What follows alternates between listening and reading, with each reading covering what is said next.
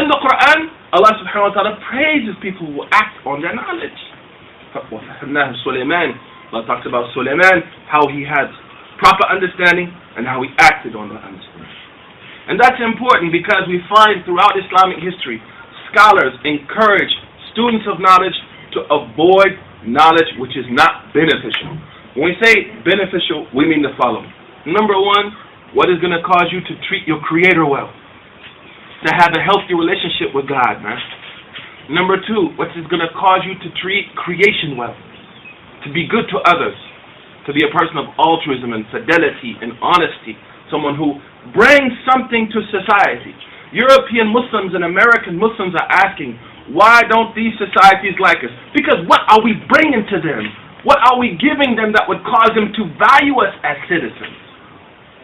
If we have beneficial knowledge and we are helping and assisting others, you think they'd have problems with us, man? The majority of people know.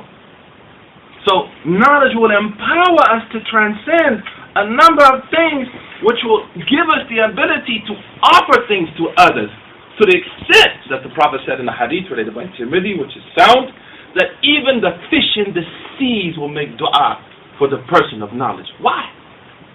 And this is way before the green movement, which we should be a part of, man. What's up with this plastic, homie? What did the scholars say about this hadith? They said because with his knowledge, he will know how to be equitable to the environment, to the point that even the fish in the seas will pray for him. And that scholar Ibn Rajab said that more than 800 years ago. So beneficial knowledge. It's not beneficial for me to learn how to make a bomb that can destroy the world 50 times. How you going to test that, man? It works. How that knowledge? Yadur. So the Prophet said, oh Allah, I seek refuge you from ilm that doesn't benefit. Knowledge that doesn't benefit. So being good to God, meaning that when I learn something, man, it empowers me to be a better Muslim.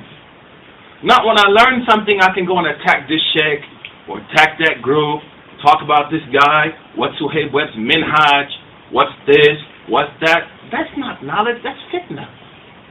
But what are most Muslims off into? Let's be honest. Talking about other Muslims, other groups. We got more flavors. You have Ben and Jerry's here? Yes. Yeah, them Ben and Jerry's, man. But none of our flavors taste good. Because we're all talking about each other. هذا ليس بعلم.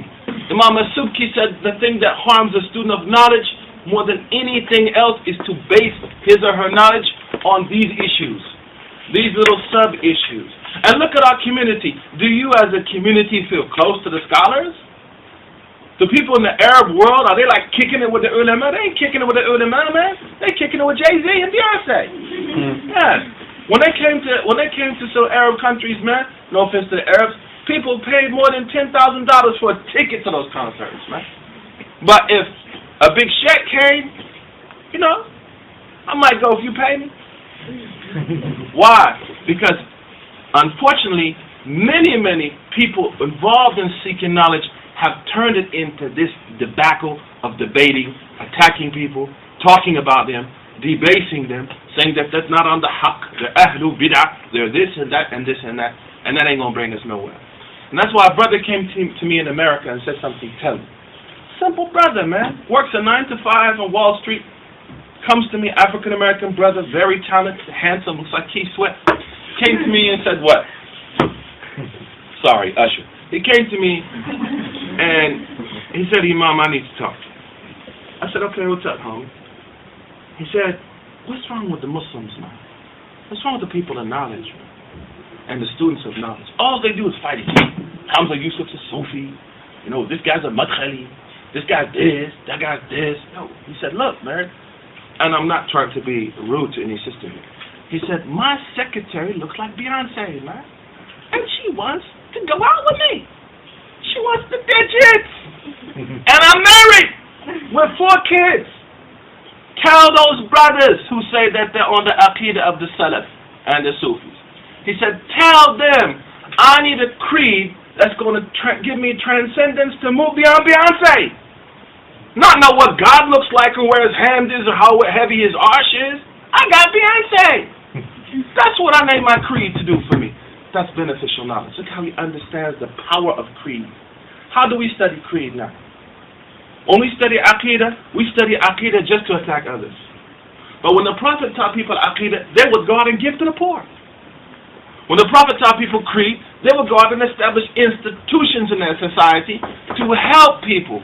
Because creed brings us closer to the magnificent generosity and the profound mercy of the divine. And when we come in contact with the divine mercy of Allah, we become humbled and merciful to others. But how are we taught that now, man? How are we taught how to pray as youngsters? How are we taught how to be Muslims? So that ilm yanfa is knowledge which will light that spark in you to be a better person and overcome things in your life. Not to make you Judge Judy. We got a show in America called Judge Judy. I don't know if you got it here, man. Right? Where everybody starts arguing. He stole $10 from me in school. $10? You went to court over $10, man. But that ilm yanfa. Secondly, knowledge that takes you away from what's more beneficial. Under this large paradigm of knowledge, we're not only talking about religious knowledge, we're talking about quote-unquote secular knowledge, if you want to use that term. Although for us, we combine both always. So the Prophet, peace be upon him, taught Zayd ibn Thabit, his companion. He told him, go learn Hebrew, man. He learned Hebrew in 2 weeks. I have young Muslims come into me and say, I'm sorry I'm not a sheikh. I'm just a vice president for YouTube. I'm sorry, Zayd. Why are you sorry for that, man? Sister comes to me and says, I have a law degree from Harvard. I'm sorry. You don't think we need Muslim lawyers in America right now? With body scanners being put on sisters, man? So, the knowledge is vast. And the knowledge becomes more important according to context and place and time. Not just being muhandisin and atibba. Not just being doctors and engineers. And not feeling depreciated because you're not a scholar, a sheikh, an imam, or whatnot. The third principle that we take from the Prophet ﷺ in the Quran is that knowledge is for all people. It can be taken from all people, and it should be given to all people, irregardless of who they are. If we look through our history, some of the greatest scholars of hadith were women. The greatest scholar of Sahih Bukhari in the 8th century after Hijrah was a woman named Fatima in Afghanistan. People would flee, ulama, scholars, men would run to Afghanistan to study Bukhari with her because she had the highest sanad to the Prophet from Bukhari. In Egypt now where I study, we have a sheikh called Sheikh al-Balkoniya. The sheikha who sits in the balcony. She's an old woman, she can't come down the stairs. But she has all 10 qira'at. And she has one of the highest sanad chains back to the Prophet in those qira'at. So you see, you go by her house here, you see brothers underneath the balcony. Made a mistake, dude. And she teaches them, man. And actually it's a sharaf to get a sanad from her because she's no joke. She doesn't give you ijazah easy. Also, we find young people in the time of the Prophet. The Prophet said, وَأَعْلَمُكُمْ بِالْحَلَالِ وَالْحَرَامِ مُعَاذِ بْنِ جَبَلٍ. That the most knowledge of you in halal and haram is Mu'adh. Mu'adh was a teenager then. It's not this concept of you have to be 100 years old before you have any knowledge. Abdullah bin Mas'ud, as a young man, when the Prophet met him, he said, أَنْتُمْ غُلَامٌ عَلِّمٌ. You are an intelligent young man. A smart young man. The Prophet ﷺ sent his companions to Syria to learn from the non-Muslims. It was related by Ibn Ishaq in his Sirah. And the ulama of the madhab Maliki, which I'm a member of, studied that madhab. The ulama of the madhab of the Malikiyah, they said a woman can travel for the sake of ilm. She can go to, because we know this debate amongst the Muslims about sisters traveling.